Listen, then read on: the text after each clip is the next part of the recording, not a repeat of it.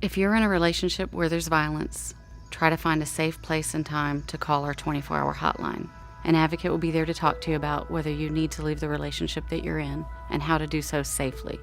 If you choose to come into shelter, an advocate will be there to meet with you. We will give you a tour of the shelter and make sure that you have clean linens and a warm bed to sleep in. We'll make sure that all of your basic needs are met. Sometimes, for safety reasons, you may have to leave in a hurry. We're going to make sure that you have everything that you need.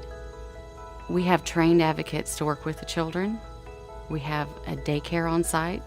The advocates that work with the children are the most amazing people. They have patience and strength, and they will help you.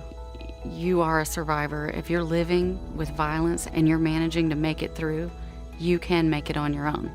You can do it. We'll be there to help you and guide you, but you'll make the right decisions for you and your family. My name is Stacey O'Brien, and I'm the shelter manager at Hubbard House. If you come into shelter, it's guaranteed that you will see me. Maybe not right then, but you will see me. I was really reluctant to view myself as a victim. I was young and spunky, and I didn't think I needed to go to a support group or that I needed help. My mother called the hotline, and she about had to force me in the car to get me to go to my first support group. I sat there quietly during that group. I listened to the other women, and after going a few times, I started to talk and share my own story, and I realized that the relationship I was in was not safe. I realized the effect it was having on my children, and that I needed to leave. I filed an injunction for protection, and I thought I had done everything that I needed to. Unfortunately, I didn't think to lock the door when I left my mom babysitting my daughter. I got a phone call that night, and it was one of the first times I had gone out with friends in years.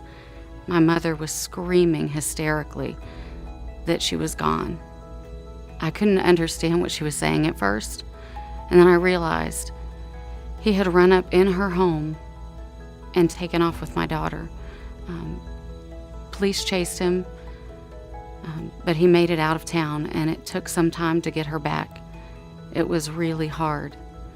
The day I got her back, I went into shelter.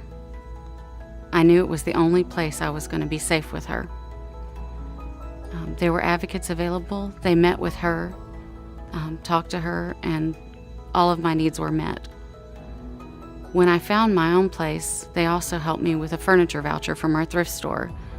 Those are all donations that people make to our thrift store that are available to the survivors. I lived with 3 kids in efficiency for a little while. I worked 2 jobs and went to school and had an opportunity to do work study.